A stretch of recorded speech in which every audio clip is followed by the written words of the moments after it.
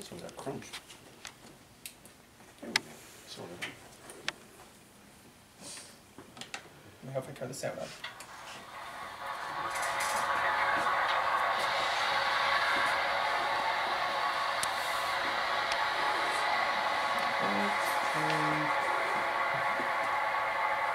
Yep. There we go. So we got marker lights, number board lights, headlights on the sky. What sound card is in there? Sorry? What sound? ESU lock This sound? is an ESU look sound recorder.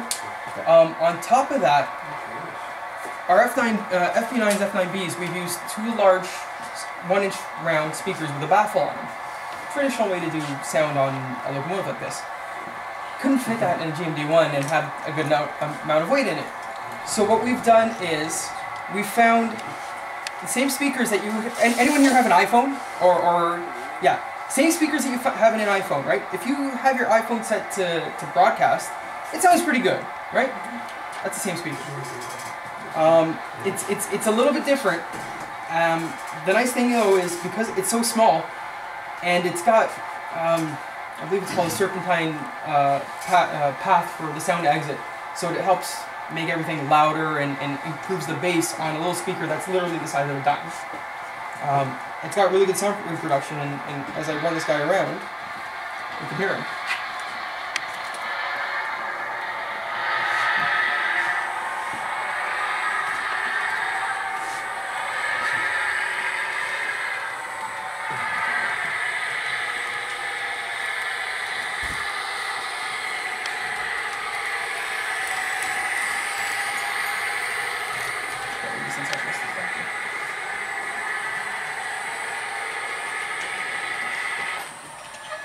I hear the horn.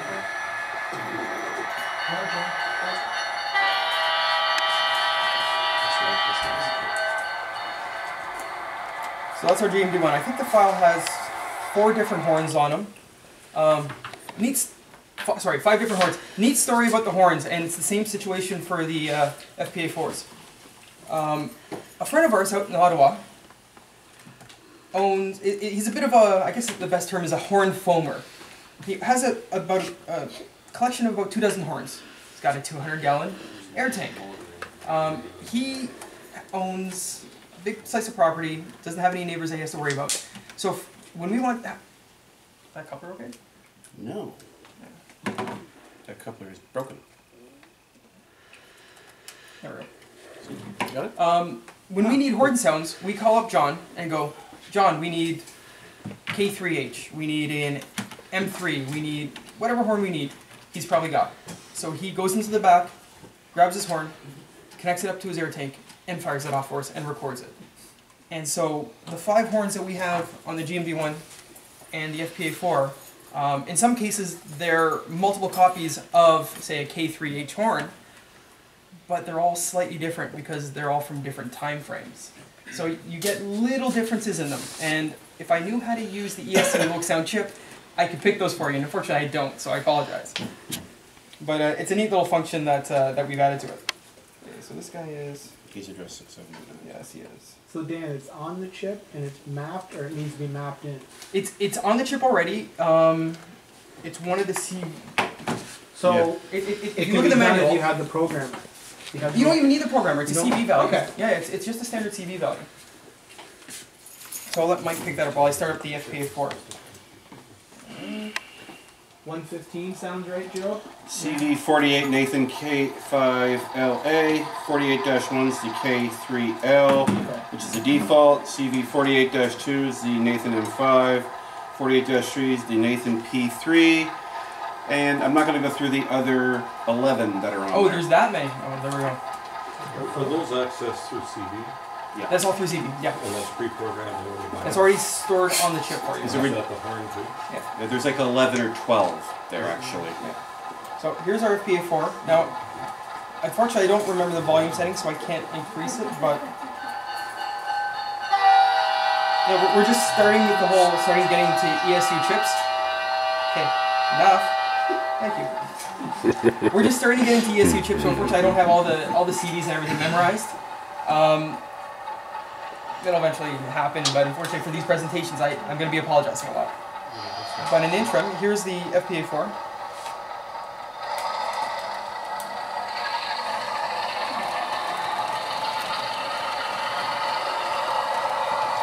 Is the locomotion unit strictly in the front end, the A part?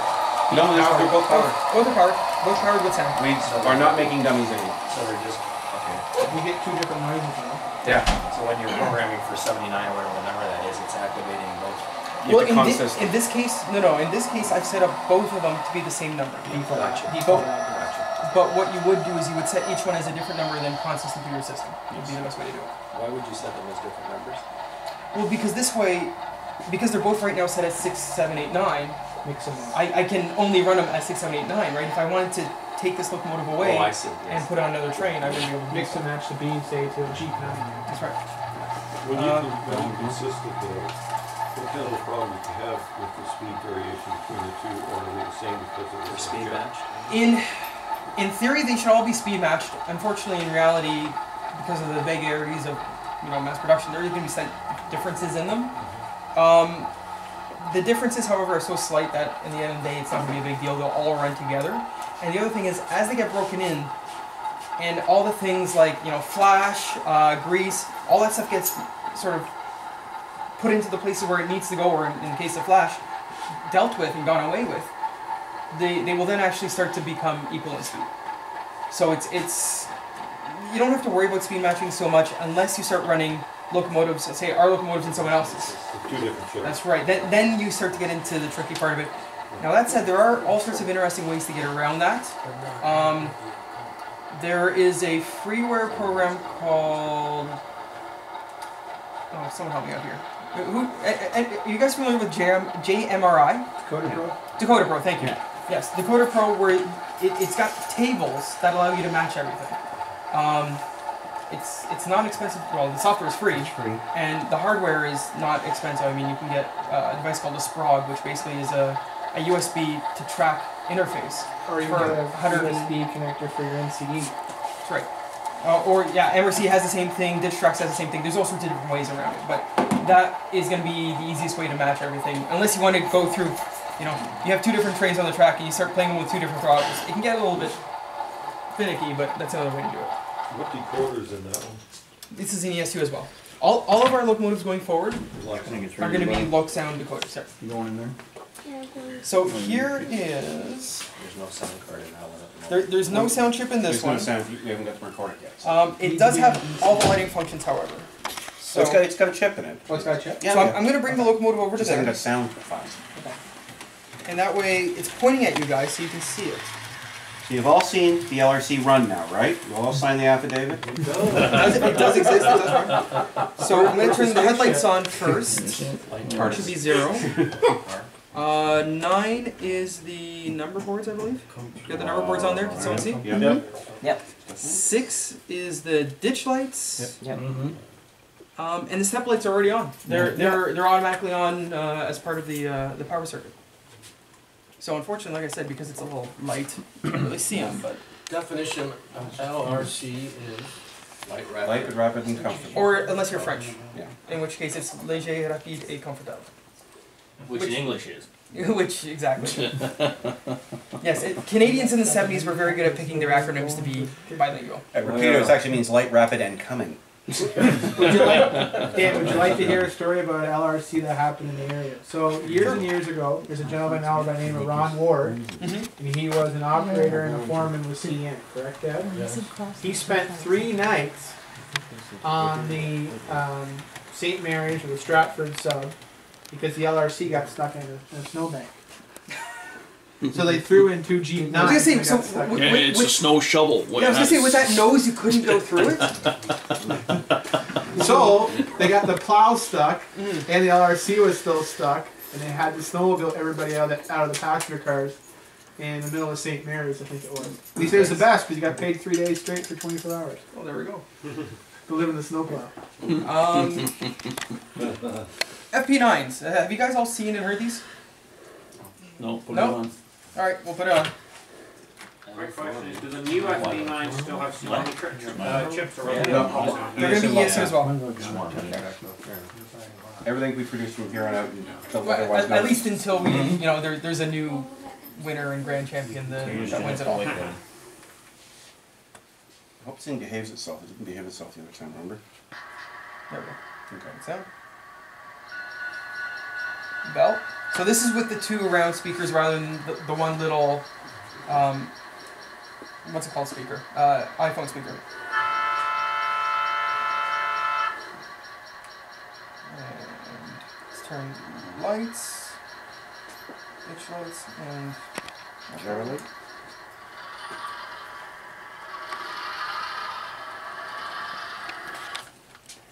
apparently we got a wiring fault in the locomotive. Dirty fault. No, probably just got pummeled around in its travels. Yeah. Yeah, it's local. Every time it goes over a switch. Yeah, that's not there.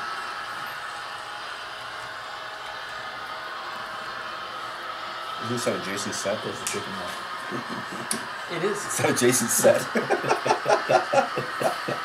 What's your theory? You're fixing that, right, Dan? No. What's your theory on it? Probably gonna end up on my desk, yeah. That's how, what did you say? It's just something, probably just a wiring issue in the locomotive, or... Yeah, this locomotive's been bouncing around a lot, so it's Yeah. possible that one of the So wires. when's the comes- Silver Street coming out? We would love to do it. Problem is Warner Brothers? Movie rights. movie rights. Is it Warner Brothers? That owns I don't know. Rapido? That was just the first one Yeah. that came to my head. Movie rights would be It- brutal on the it. issue Oh, yeah. is getting the rights to it, and we're not certain we have the lawyers' fees to pay for it, frankly. And then you get the rights to that damn song that's in the damn movie. Well, that's only if we put it as a horn function or No, something. no, on it. you put a speaker in the park car. It's actually not bad. Yeah. Any lawyers in the room? Only accountant. I can print a lot of agree. It's not legal. Well, at this point of the show, I mean, Jason would like to keep talking, but hey, we're here to listen to you guys. So, Any who's got questions? Those GM units there, Mm, 6 and 4 axle, how many cars will they pull? too many. Too many. Jason tested the 6-axle one on a friend's layout in Winnipeg, and he was pulling 36 40-foot freight cars. The real ones would wheel slip at about 7. No, it's The middle slightly more than middle that. wheel. See, they used to have them in Kitchener at one time in the early 70s, Mhm. and they were terrible for Yep. traction. Yeah, Not every great single pullers. engineer we've ever talked to has said the same thing. Yeah. Yeah. No, these. Here, feel how heavy it is. It's a pretty heavy unit. We've actually overweighted it. That's good, that should haul enough. Oh, it's a puller. It'll pull fine. Unfortunately for us, that means that you're probably not going to end up buying as many as we would have liked. Are the number boards And back that there? 4 on Here. them. Oh, yes, yeah. If you replace the decal, does the light still come through the decal? These decals come with it to Yes. change the numbers. Well, the boards themselves are white, and they're Yeah, clear. on the unnumbered one, sorry, the boards are clear. Yeah. So that'll come Because I through run because 80 car the trains. dark is a second layer over the white. Oh, I Yes. see, they come through the white. All right, bring it back here. Almost half a kilo. Seriously? Yeah, we Point we went on the scale. 444. Yeah, that's really way too heavy. Any other questions? You want the LRC to weigh it? Sorry? What else? The GMD one? That will be early next year. We're using these things Mike? going away. Yeah. When's the N-scale GMD one coming? I'd probably say April, May. April, May next year? We're still taking orders on it. We're still for a while, so. Because we're supposed to be doing this. For the N-scale one? Well, we had said end of the year, but there's no way it's going to happen right now because I haven't got the sound figured out yet. So, and I refuse to follow to your house and go chugga chugga choo choo every time you put it on the train track. So, So is there a strike version of on the HO scale? not yet. We were talking about this earlier. There's 5 versions of the GMD one. We're doing 2. Yes. The others in Here, HO will let's come. let's do the explanation. So Go ahead. So it's gonna be a while yet then? Yeah. Well, okay. There's two versions we're starting with, right? 1000 small fuel tank, 6 axles. 1900 4 axles, large fuel tank, steam generator. Those were as built. The strike version of Well, that's what I'm getting to. yeah. A bunch of these were rebuilt in the 70s into 1100s, 4-wheel trucks, large fabricated fuel tank. The last ones of those, which were outshopped in the early 80s, were repainted into stripes. We're going to announce the 1100s probably in about 2 or 3 months, whenever Jason finally gets around to doing it. At that point, you will see striped versions The start to fall. be available. Sometime the fall. In Um, both the 4 and the 6? No, No. only in the 4. The other option is in the mid 80s, they were all, sorry, no, mid 90s rather, they were all rebuilt into the 14 and 1600s, which are the versions you see today. All in stripes, right? And at that point, you will be able to get the 4 and 6 axle versions, and all of them in stripes. And I think there's a couple of other, like I was saying earlier, I think there's one of them that's painted in the CN North America scheme, for instance. That's a 374. Oh, okay. Well, in that case, then you're going to want, to be honest, 1000s and 1100s are going to be the ones you want.